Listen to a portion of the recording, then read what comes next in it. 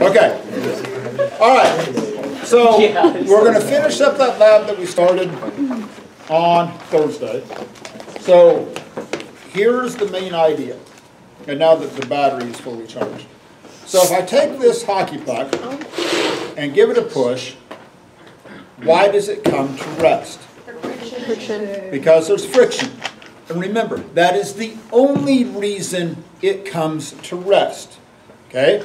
Because if you make it frictionless, okay, and give it a push, it just... You want to do it on this guy? Can we try to get this long? So, even if you...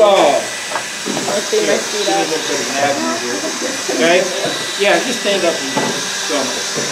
So even if I do this, okay? Yeah, it's just going to keep going. So the only reason... Let's do it in the hallway. Yes, yes, that's the only good way. We have to do it in the hallway. We need to do There's too many objects in here. Let's go. Okay, let's go out in the hallway. The only reason he said yes is supposed to do it too. do that. Oh, every day. Every day I think of it. Yeah, okay, get down there. It doesn't go all the I don't way. know how it's going to work with the tile, but we'll try it. Well, I'm so excited. Don't you understand? Let me just get in front of Are we filming? Yeah. Okay, so here we go.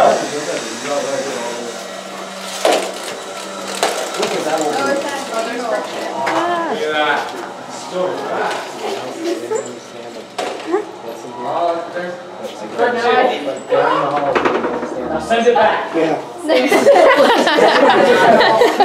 Okay, give it a kick back. Oh, that wasn't a very...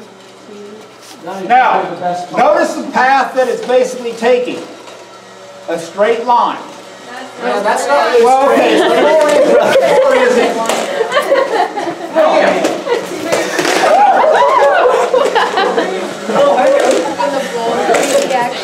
Have you ever considered soccer, Abraham? No. Okay. I did play soccer when I was little. It's not a very good one, though. Yeah, the battery's about to die. Okay, so here's the deal. You gave it a kick. What was its path? Straight line until It hit something. it hit something. Okay. How's it going? So, but if I've got this, if it's not on, okay, that was cool, right? So if I give it a kick when it's on, it doesn't stop. So here's the big key.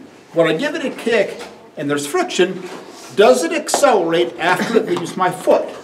No. No. Yes. Yes. Yeah, if there's friction, yeah. Yes. Oh, if. If it's off. Okay. Okay?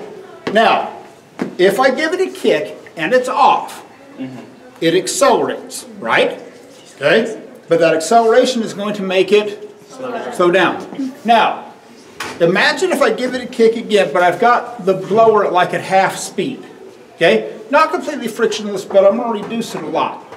Would it still accelerate as it goes down the hole? Yeah. But it's going to travel a greater distance because of the fact that there is less friction. So when you look at this on the board. Imagine mu equaling force friction over force normal. Whether that's on or off, does that change the normal force acting on the system? No, because normal force is just balancing out gravity. So whether or not whether that's on or off, or there's friction or not, the normal force isn't going to change. Now, in which case do you think I'm going to have a larger mu when mu is the coefficient of friction, that ratio of force friction to force normal? Okay? So is mu going to be bigger or smaller when there's friction? Bigger. Bigger. Why? Because I just remember talking about tar and that would be like 5 or something. So. Yeah. Okay, look. Mu equals force friction over force normal, right? So if it's off, what happens to the frictional force? It gets bigger. Therefore, mu is going to get bigger. Now, if it's on and there's basically no friction, what's my frictional force? Basically 0. 0 divided by force normal is basically going to be 0. Okay? Got the idea. Good? Rand? Back we go. Okay. So here's where we're at right now. On Friday, you took a block of wood, you measured the gravitational pull, you measured the force normal, and let's say that your force applied was, I don't know, 1.00 newtons, whatever it took to pull. Now, here's what you have to understand. The only reason this force exists to keep it moving is because there's a frictional force of -1 newton. This is what we just showed out in the hallway. If I give this thing a kick and it's a frictionless, it just goes and goes and goes and goes and goes. I don't have to keep applying a force to keep it moving. So if you ever have to apply a force to keep something moving, that means that force is balancing out something else. So one way that I can measure my frictional force is figure out, okay, how much force does it take to keep it moving? That's the same as my frictional force in the opposite direction. That's option number one. So what you're going to do down below, you're going to draw two different diagrams on the front page. Or you can draw them on another sheet of paper, but the instructions are there. So the first thing you're going to draw is a free body diagram that looks like this. You are going to set up a scale. What I would recommend, because these forces are so small, otherwise you end up with tiny little vectors, and that's annoying because I can't see them. So at a minimum, I would let like 2 centimeters equal 1 newton. That's just going to make the vectors a little bit bigger. So your first diagram that you're going to draw is, when you get done, is going to look like this. I want to see what the force is. This might be, I don't know, 2.50 newtons. Okay, make that negative. So I want every force labeled and every force drawn from a common center. So this is one of the diagrams you're going to do, is a free body diagram. You don't have to do it for all of them. Just the kinetic friction one and the wood on wood. I don't want all 8 diagrams. I only just want one of them. So when you get done with that, then you're going to draw it tip to tail. Now, personally, I always draw my gravitational force first. It's personal preference. This is just the one that I always start with. But I always go, okay, here's my FG. From here, I might draw my force applied, my FAP, and then my force normal, and then my force friction. Okay? This is what your second diagram is going to look like. Use the same scale on this one as you did on this one. Okay? Label every vector so I know exactly what it is when I look at it. Everybody cool with that? Okay. Now, so one way to determine frictional force, figure out how much force it takes to make it move. Now, the other things you can do. So let's say that you've got a car, a certain mass, I don't know, 100 kilograms, okay? And you're going to make this car stop. When you hit the brakes, does the car accelerate? Yes. Yes, hopefully. If it doesn't, bad things will happen, okay? Assuming that your brakes work. And let's say that you're going, I don't know, 20 meters per second. You hit the brakes, what's your final velocity? 0. Now, to get your acceleration, you either have to have time or you have to have distance. I can't calculate acceleration just based upon an initial velocity and the final velocity. So let's say that that took, I don't know, 4 seconds, okay? Whatever it is. So, could I calculate the acceleration of the car? Yes. Yes. Ellie, what's the acceleration of the car? What would I do?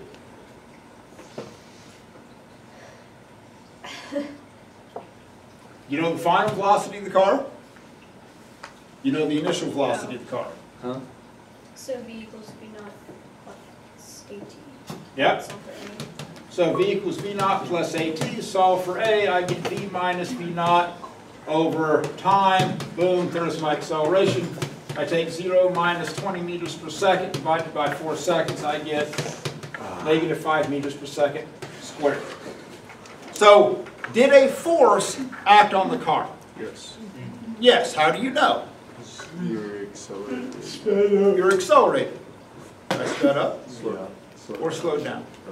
Okay, let's go with slowed down. So here's the deal. What was the source of the force that made the car slow down? Don't make this difficult. Brakes. Well, kind of. Friction with the road, right? Because just because you hit the brakes doesn't mean that you're going to stop. If you've ever been on a sheet of ice, just because you hit the brakes doesn't mean you're going to stop. Okay? So it's actually the friction with the road that's going to make this thing stop. So here's the deal. So we just showed that mu equals force friction over force normal, right? So if I know the mass of the car and I know the acceleration, can I find the frictional force? Well, force equals what? Mass times acceleration. Any force always equals mass times the acceleration that it can cause. So if I've got a mass of 100 kilograms and I multiply that by my acceleration, guess what? I get my force friction. Now, how am I going to get my normal force, assuming the car is on a flat surface? Knowing the mass of the car, how can I get my normal force? You all have forgotten everything over the entire weekend. Yes, sir. I'm going to have to agree with that statement. Okay, you have an equation sheet. No, what did you say? How can I calculate my normal force knowing the mass of the car? Yeah, it's just hard to introduce something on Fridays, you know. Especially at home, because you drop balls out. You can't really be mad at us. Yeah, I honestly. can. It's not really Yes, I our fault. can. It's force of gravity times cosine theta. Oh, the force of the gravity times cosine theta. But we're on a flat surface, so the cosine of theta is just 1. So I don't have to worry about that. Now, how do I calculate my gravitational force knowing the mass of the car? No, it's just negative 9.8. What? Scale thing. Obviously, Going on? I think we need to break out the obviously, Newton scale. obviously I was joking. Wait, what are we trying to find here? I was just trying to play some mind tricks on you. Gravitational force. There's an equation for It's- that, guys. You The gotta very first day you were in this room, I gave you that equation. Fn equals Fg. That's the one we already wrote on the board. Mu equals Mass F of times friction over an N. gravitational acceleration. Beautiful. Mass times gravitational acceleration. What's my gravitational I don't see acceleration? that one. Negative 0.8 9.8. meters per second squared. So He was disappointed. and multiply it by g, I get Fg, which is the same as my Fg. or normal force. What's Fg? Wait, why is Fn and Fg the same? Because we're on a flat surface and the cosine of 0 is 1. If you're on an inclined plane, that isn't true. That's Yeah, true. this stuff's... But really, are we ever on a flat plane? If you think about it. Don't. Okay. So, here's the deal. The other way that you can get your frictional force is multiply the mass by the acceleration that it causes. Okay? That's another option, depending upon what you're given in the situation. Now, the third option is, if you know what the coefficient of friction is, and you know the mass of the car, you can find the force friction by doing what? Flat multiply. Flat multiply, as opposed to like incline multiply. How about smooth multiply? That sounds better. Kind of a jazzy sound to it. It's a groovy smooth multiply. So the other thing that you can do to find the force friction is, if you know the coefficient of friction, multiply that by your force formula, boom, there you go. In the course of the questions on your lab, you've got to use all three of those processes. I say we write down all these equations so we can just have them in our head. You have them on your equation. But they're all over the place. Why are they not in any sort of order? They are in order. Of what? Can you just write them down? Make sure I have They're them. right there. They're on your equation. What type of order is this in? You got some hieroglyphics going on up there. Let's be honest. I do, but I know what they mean, and that's all that matters. There are sometimes where I just look up and I don't know what's going on. As a student, Okay. There's so much going on. There is a lot It's going on. new. Like, That's why you focus. you lose 1 second off your thing and you're just like, what just happened? I literally put my head down. Like, if you just looked at that, you'd be like, what? You got the alphabet up there, honestly. Alright, so So let's write down these these throwing equations. Greek letters. That's really going to get weird. After you do have one Greek letter, you have neither. Alright, let's write down these Okay, now, let's play the what if game. What if we're traveling at 20 meters per second, right? And we come to a 4 seconds, come to a stop in 4 seconds. What would that velocity time graph look like? I'm going at 20 meters per second, and I'm going to come to a stop in 4 seconds. A downward sloping line. Come down like this. Yep. Yep. That'd be 4 seconds. Yep. Their 20 slope's going meters to per be second. negative The 5. slope's going to be, -5 meters per second squared. okay? Everybody cool with this? Yeah, I think I'm cool with it. Now, if I found that area, what would that tell me? How far it traveled before it stopped, right? Now, so let's say this is on dry pavement, okay? Like what kind of Dry pavement, Wait, why would you be dry? Why did you have to say dry? because You don't want to slide. let's say that instead of dry pavement, let's say that it's covered in ice. And you're still traveling at 20 meters per second. On ice, what's this line going to Okay, do? I didn't know that, so I thought you meant It's like gonna it was new. flatten out a Like, bit. Yeah, it might be on ice, it might be something like this, right? Do I still go through the same change in velocity? Yeah. Yes, but what's going to happen to my acceleration? it's less. It's less. Now, Or in this case. mu equals force friction over Looks like it force needs normal. to- Whether I'm on dry pavement or on ice, longer. is my force normal going to change?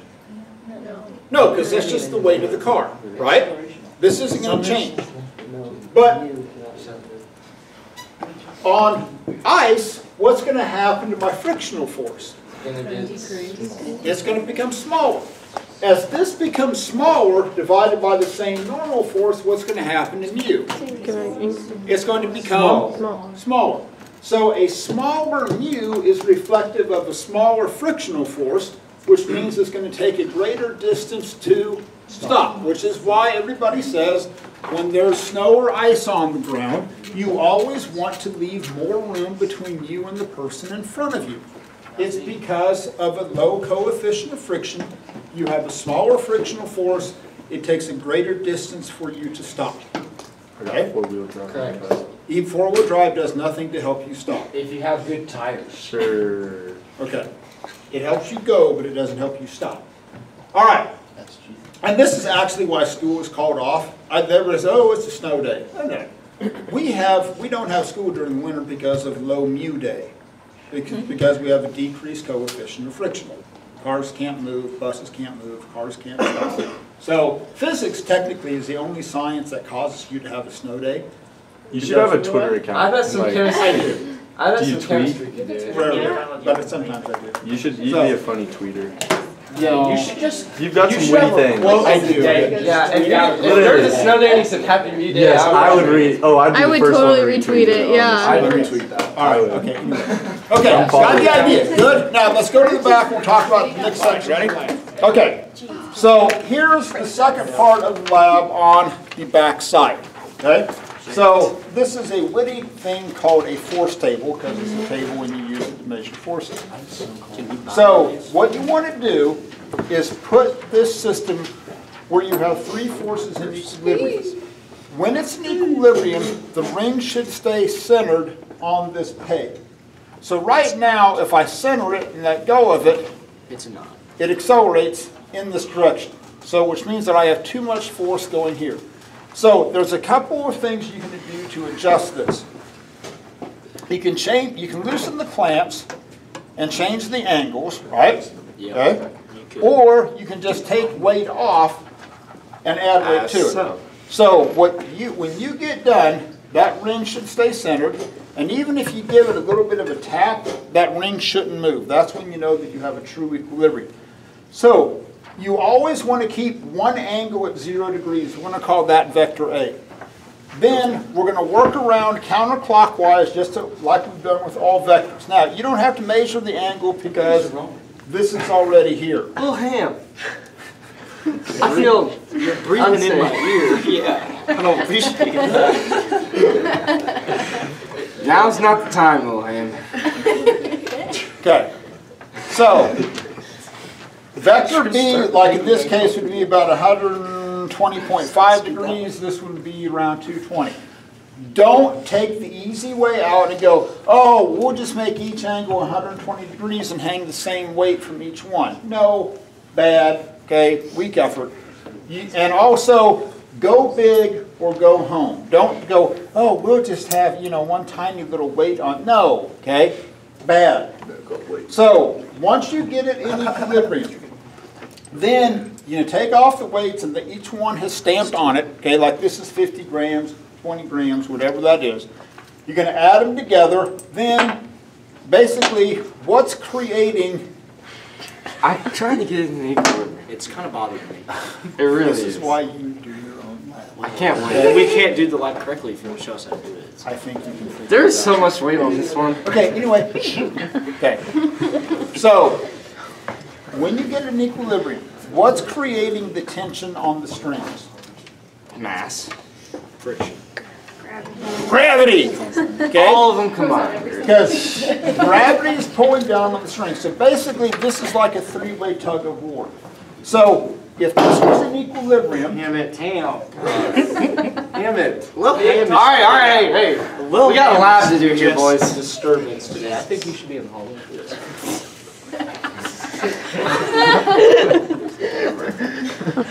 Okay. Think the people in Prairie, they're not our jokes. No, I don't even laugh. Yeah, look at you. You're smiling right now. Scared. Oh, hey, what? We don't have enough weight on there for you to do that. All right. Anyway, back to work. Anywho. So you're going to add together the masses. You're going to multiply by what to get the weight? Gravitational. Negative Yes, by 9.8. gravitational acceleration, or negative 9.8 meters per second squared. Now, in this situation, just get a number, okay? Don't worry about making it negative because the angles are going to define the direction. So when it on this column where it has your FG, don't make that negative. You're going to define the direction based upon an angle. So if you think about it, like all of this vector here is doing, vector A is doing, is balancing out the other two. Vector C is balancing out the resultant of the other two. That's it. Okay? So the resultant of 2 is opposite the third vector because it's just balancing out those other two. Makes sense. So you're going to put weights on, get it where it's in equilibrium, record your angles, boom, there you go. Got the idea. Okay, now let's go back and then we'll No, like, as a student, I think you should. No! Do you trip on like shrooms before you teach physics? Pop mollies? Pop mollies before physics. No! So you don't, just for, No! you as an intelligent person do not think you should smoke weed before class. I think we should. Hold on. I can't begin to tell you why that answer is no. Hold on. Can I record you saying that? It's Can already I record you recording asking right the now. question and then you No, saying no? it's on there. It's on here Okay, right pause now. it. Pause Hold on. it. So let's, Put your hand down. They can't see what we're saying though. It still records. They can't see what you're Is it a saying. smart decision? It's never a smart No, decision. yeah. Regardless pushing of it the yet. time. hold on. Hold on, So he's not is it a good decision? Is it a good Anyway. decision to smoke weed before class, Mr. Burkamp? An intelligent teacher.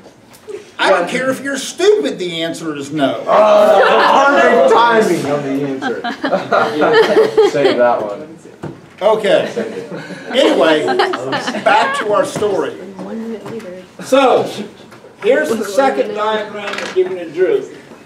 Drew. All of this is a free body diagram. You can have A, B, C, and D. again, pick a scale. Depending upon how much mass you put on there, you might let 1 centimeter equal a Newton, you might let 2 centimeters. I just don't want really, really tiny vectors. Okay, that's the only thing that I don't want. So pick whatever scale that you want. So you're going to have them as a free body diagram on this back page on line 3. And then on line 4, you're going to draw them tip to tail. So this is what the first diagram is going to look like. The second one, you're going to go A, B, and C. Now, in an ideal world, this vector is going to end up exactly back where you started. Realistically, it might not. Okay, you might be off by a little bit. Now, if you end up out here, that's bad. Something has gone wrong. Okay, but you should end up pretty much close to that origin. That's the whole idea of the system being in equilibrium. You're not accelerating because the forces are all balanced out. Okay? So, here's what you're going to have. You're going to have 4 different force diagrams. One for the block, constant velocity, wood on wood. Free body diagram, and then a tip to tail. Those are the first 2 diagrams. You're going to have 2 diagrams for this, tip to tail, free body diagram. Then you're going to have 1 graph that you're going to draw, and this is coming out of that part 2 on the front, where you're stacking the 200 grams and the 500 grams and the 700 grams, and you're measuring that normal force and that force applied. So, one thing just to clarify on part 2, where again, what you're measuring is the applied force. But by measuring the applied force, you're measuring how much frictional force there is. So when you're measuring applied force in that situation, that's the same as your frictional force, because that's how much force it takes to make it move. What is F then? Okay? Alright, so what is F? How do you find the applied force? Is that the thing with pull? Okay. We're done.